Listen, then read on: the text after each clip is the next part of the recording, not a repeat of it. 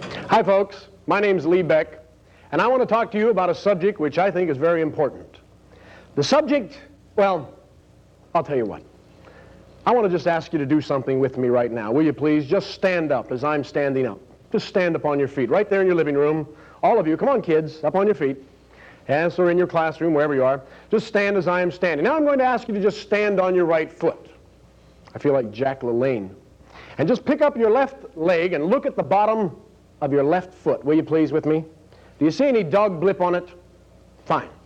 All right, now I'd like you to just raise your hands while you're standing, just as I'm doing, and go to the nearest coffee table or kitchen table or whatever, and just take your hands and run it under the table like I'm doing. Do you feel anything?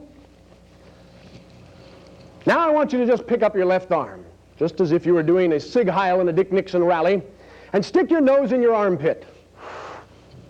Do you notice anything? Well, somebody says, Lee, what in the world are you talking about? What in the world are you talking about? Well, I'm talking about something that's very simple and yet very dear to the hearts of each and every one of us. I'm talking about the subject of filth. Yes, recently I took a trip all across the United States, up to Vermont, down to Miami, and back to California.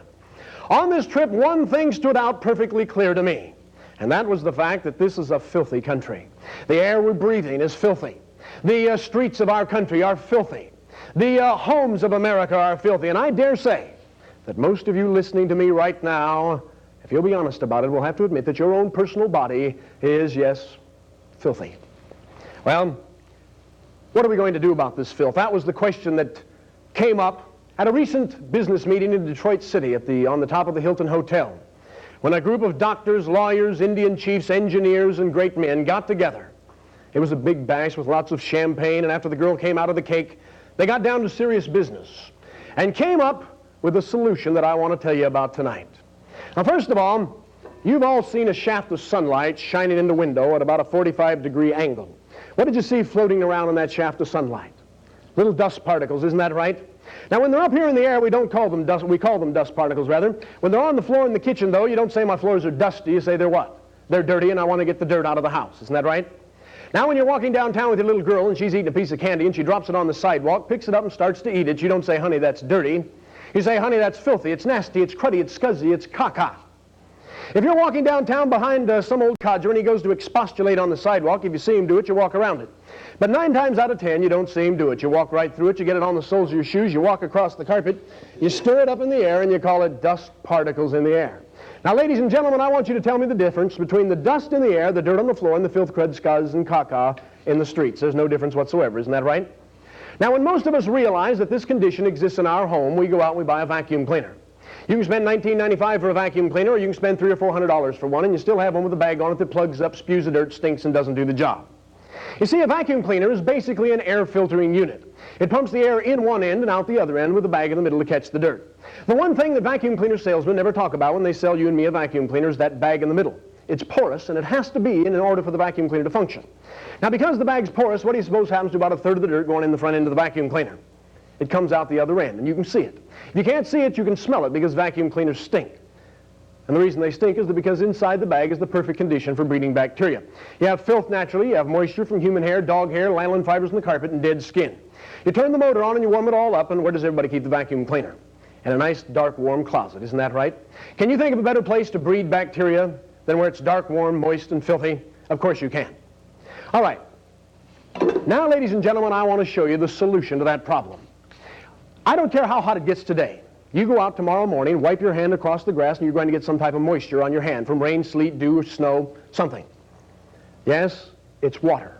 Mother Nature's way of cleaning. And that's what I want to show you right now, is a machine that has captured Mother Nature's way of cleaning. The answer to all the filth problems that we have in America right now. Yes, even the one that deals with government. Filth in government, I mean. This will clean up everything. Everything. It's the dewdrops of cleanliness on a plastic swivel. It's the beatenest thing to get your home nice and clean, and it's called the Rainbow Rex Air. Now, encased in this chrome dome is a 1.2 horsepower Black & Decker motor with a 6-stage turbine fan. It kicks up at 16,400 revolutions per minute. The air goes in the front. It's deposited in this vinyl container that holds 2 quarts of water. After the air goes through the water, it comes out around the sides here between the chrome and the aluminum, or out the back here when you take the cap out. All the air that goes through the rainbow is water washed, and it operates on the principle that wet dust doesn't fly. You can go up here to Folsom Lake and stomp your foot in the lake, and you're not going to raise up any dust. Isn't that right? All right, now I want to show you how it works, and you may feel free to ooh and ah. I'm going to give you all a breath of fresh air. Try to stand right in front of the speakers, okay? Here we go. Oh.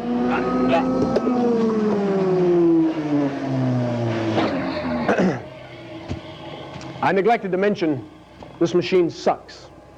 In fact, the sucking power of the rainbow is the key to the rainbow. Using it just this way, you can set it up in your living room and run it for 20 minutes. It'll take 4/5 of the air out of the room, or the dirt out of the air in the room. Using it this way, you can use it as an air filter, a vaporizer, a sanitizer, deodorizer, and a smoke eradicator. You can mop the floors, shampoo the carpets, defrost the refrigerator, dry your hair, massage your scalp, unstop sinks and toilets, renovate the mattress and the carpets, get the aphis off of roses, use it as a bedpan, and you can use it as a hookah. All right, now, ladies and gentlemen, merely by attaching this extension tubing to the rainbow, I make it into a vacuum cleaner. And the reason I do that is because I want to say something special about vacuum cleaner bags. The manufacturers of paper bags tell you to throw the bag away when it's half full, because they know that when the bag's half full, the efficiency is completely nullified. But I always say this: if a vacuum cleaner's through cleaning when it's half full, what about when it's a quarter full? You see, it begins to quit the minute you start working with it. Now, I want you to pretend with me that the rainbow is full of dirt, because, you see, if it were, it wouldn't make any difference. It goes right on cleaning at 100% efficiency because there's no bags to plug up, and, of course, wet dust doesn't spew back into the room. All right. So pretend that it's full of dirt with me, won't you, please? This is my favorite part of the demonstration.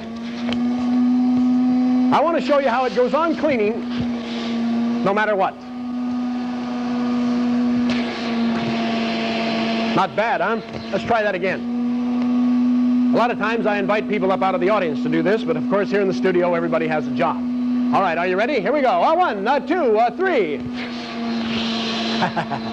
Okay, that's the abject continuous cleaning power of the rainbow. Now I want to show you one more item, and that is what I do to people that don't buy. Incidentally, this is also a demonstration of the power of the rainbow. Watch this, folks. This is an ordinary pillow like we all sleep on. Look at that power. Now, ordinarily, I would have somebody sit right on top of this and blow them right back into the air. I've stuck men up in the air who weighed as much as 300 pounds. But I don't have time, folks. In fact, all I've got time to tell you right now is the greatest thing about the rainbow, and that's how easy it is you can have one. The rainbow is priced at the ridiculously low price of only $759. That's right, folks, and if you'd like one, call me at 967-8786. And thank you very much.